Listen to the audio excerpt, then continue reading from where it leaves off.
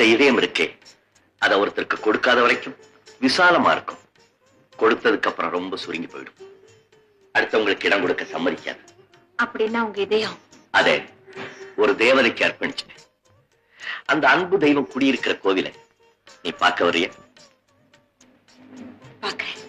வா.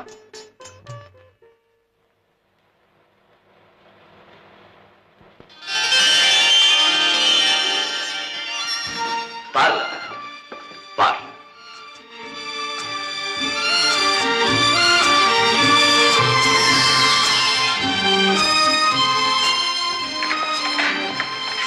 என் காதல் தேவதைக்கு நான் கட்டியிருக்கின்ற ஆலயத்தை பார்.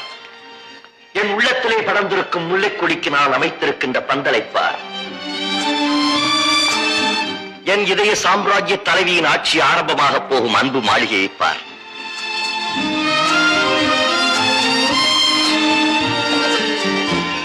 என் கண்களை திறந்துவிட்ட காதல் தெய்வம் காலமெல்லாம் கழித்திருக்க நான் கட்டிய வசந்த மண்டபத்தை பார். வானத்து நிலா நீராட இறைவன் மேகத்தை படைத்தான். என் வாழ்வின் நிலா நீராட நான் இந்த பொய்கையை படைத்தேன். இது இறந்து போன ராணிக்காக கட்டப்பட்ட தாஜ்மஹால் அல்ல, உயிரோடு இருக்கும் என் காதலிக்காக கட்டப்பட்ட வசந்த மாளிகை. இது சமாதி அல்ல, சந்நிதி. ஆண்டவன் மட்டும் எனக்கு பறக்கும் சக்தியை கொடுத்திருந்தால் ஆகாயத்திலே மின்னிக் கொண்டிருக்கும் அத்தனை நட்சத்திரங்களையும் எடுத்து வந்து இங்கே தோரணம் கட்டி தொங்க விட்டிருப்பேன்.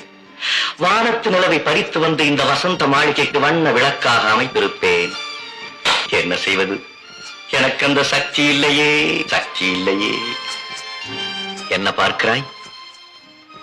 இந்த அளவுக்கு உங்கள் இதயத்திலே குடிகொண்டிருக்கும் அந்த பாக்கியவதி எங்கே என்று பார்க்கிறேன்.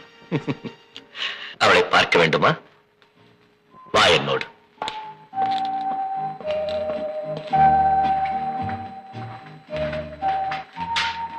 உள்ளே சென்று பார். அங்குதான் என் இதயம் இருக்கிறது, அவளும் இருக்கிறாள். நீ திரும்புகின்ற திசையெல்லாம் அவள் திருவுருவந்தான் காட்சியளிக்கும்.